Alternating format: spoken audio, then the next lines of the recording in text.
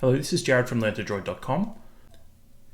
In today's tutorial, what we'll be doing is creating an Android app where we switch between activities within that Android app using an intent.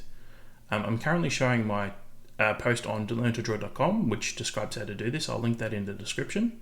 But now we'll do a video version of this tutorial, so let's get started. So we'll create a new project in Android Studio first.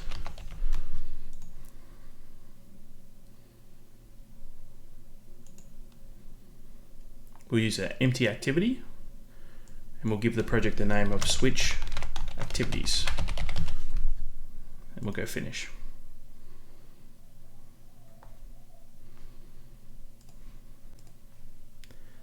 So the first thing we'll do is we'll make sure we have two activities created. So we've already got a main activity that's created as a part of the default Android project that gets set up by Android Studio. So I'll create a second activity now. I'll right click in this folder and select Java class and give it a name second activity. Okay, I'll just copy over the code from the main activity class.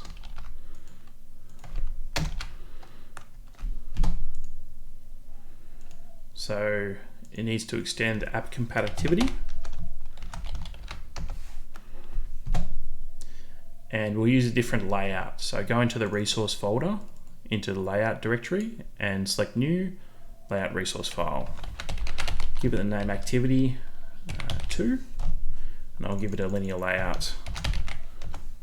I'll select OK. In this activity layout, I'll add one text view and a button to go back to the previous activity. So I'll add the text view first. With the text, this is activity 2.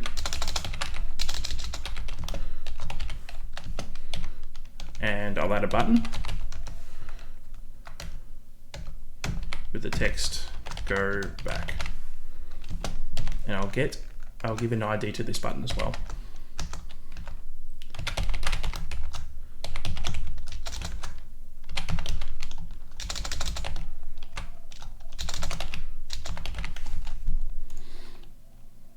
Okay, so one more thing we'll need to do with the second activity is we'll need to correct the layout here. So we'll replace that with activity 2.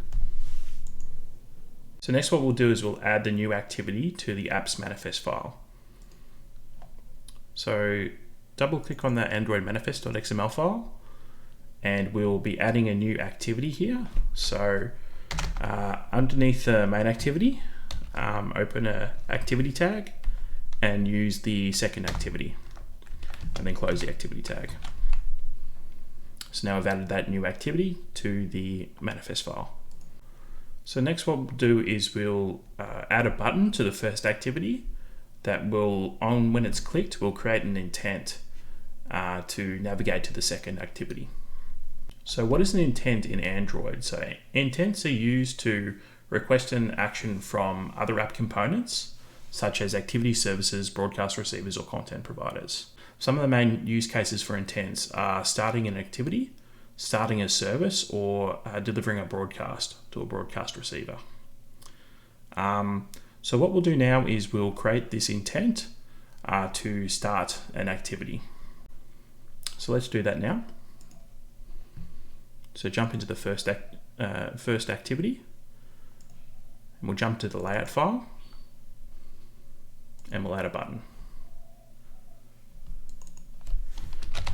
We'll change the text view to a button and it will simply say go to activity 2 and we'll give it an ID.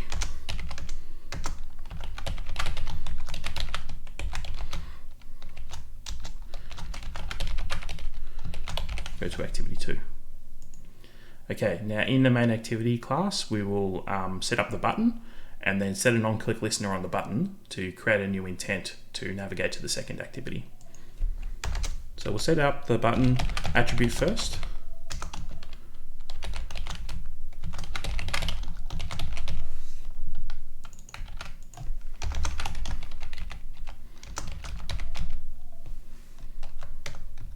Then we'll add a non-click listener to the button.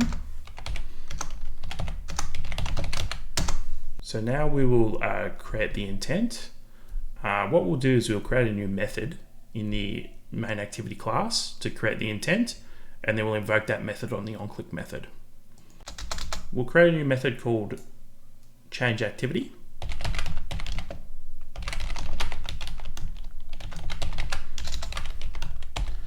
Okay, and in this method we'll create the intent. Intent equals new intent, passing this as a parameter and the class name of the second activity as the second parameter. Okay, now that we've got the intent, what we'll do is we will call a start activity method, passing the intent as a parameter. Okay, and now we'll invoke this change activity method inside the onClick method. Okay, so now we'll run this in the emulator.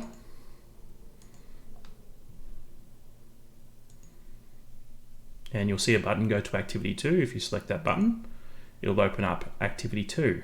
And there's also a go back button, which there's no functionality for that yet. If you actually select the back button, it will close activity 2.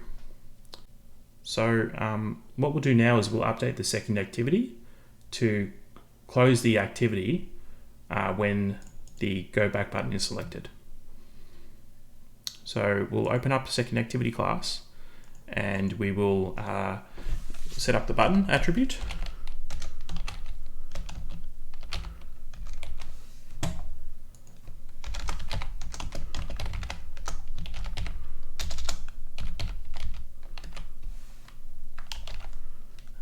Go back is the attribute name, and then we'll set an onClick listener. New onClick listener, and then we'll simply call the finish method, which will finish the activity and close the activity. So let's run that again in the emulator. Okay, so now we're on the first activity. So you go to activity 2, it will take you to activity 2. If you select the go back button, it will close activity 2. If we do that again and we select the back button instead, that will also close activity 2. So that's it for today's tutorial on switching activities in Android using Android Studio. Again, if you want to have a look at the blog post which goes into more detail, check that out in the description. And if you enjoy the video, give it a thumbs up and subscribe. Thanks for watching.